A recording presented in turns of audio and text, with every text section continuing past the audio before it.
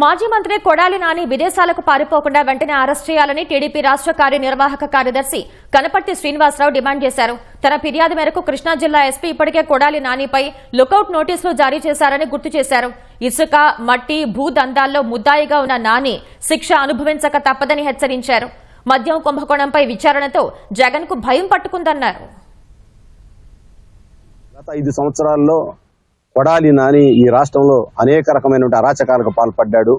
భూదందాలే కాదు, అనేక రకమైనటువంటి చివరికి ఎన్నికల సమయంలో వాలంటీర్లను బలవంతంగా బంధించి రిజైన్లు చేయించటం, ఎస్సీ ఎస్టీ అట్రాసిటీ కేసులు నమోదు చేయించటం, అనేక మట్టి ఇసుక దందాల్లో డైరెక్ట్గా ప్రమేయం ఉంది.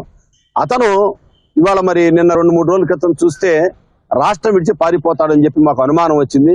అందుకని చెప్పేసి గౌరవ రాష్ట్ర డీజీపీ హరీష్ గుప్తా గారిని మేము కలిసి నేను ఒక రిప్రజెంటేషన్ ఇవ్వటం జరిగింది. కొడాలి నాని పారిపోయే అవకాశం ఉంది కాబట్టి అనారోగ్యం పేరుతో పారిపోతాడు, అతన్ని వెంటనే లుకౌట్ నోటీస్ జారీ చేసి అతన్ని పాస్పోర్ట్ సీజ్ చేసి అతన్ని నిఘా వేసి అరెస్ట్ చేయాలని చెప్పి డిమాండ్ చేయడం జరిగింది. దానికి అనుగుణంగా డీజీపీ గారు కృష్ణా జిల్లా ఎస్పీకి నా రిప్రజెంటేషన్ పంపటం, దాని మీద విచారించి లుకౌట్ నోటీస్ జారీ చేయడం జరిగింది.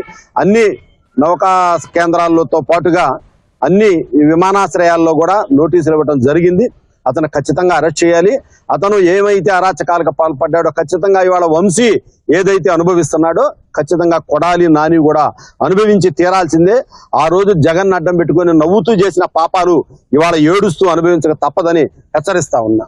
ఇప్పుడు నువ్వు దమ్ము ధైర్యం ఉంటే అరెస్ట్ చేసుకోమన్నట్టు ఉండాలి కదా. అరెస్ట్ నీకు జైలు బెయిలు కొత్త కాదు, 13 నెలలు చెప్పకూడదు అన్నావు, నువ్వు దానికి రెడీ అయిపోయావు. ఇప్పుడు ఏం చెప్తా ఉన్నావు, నన్ను అరెస్ట్ చేసుకోమని అన్నావు. నేను ఇంకో తప్పుడు మాట మాట్లాడా, నా సంతకం ఒక్కటి కూడా లేదన్నావు.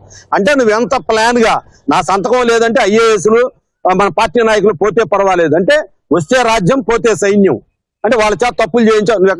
నీ సంతకం ఉన్నా లేకపోయినా అల్టిమేట్ గా ఈ డబ్బులు నీకు చేరినయి, అది ప్రూవ్ అయింది.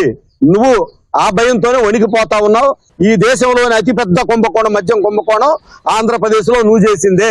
నువ్వు తప్పనిసరిగా నీ శేష జీవితం రాజమండ్రి సెంట్రల్ జైల్లో సేద తీరక తప్పదు.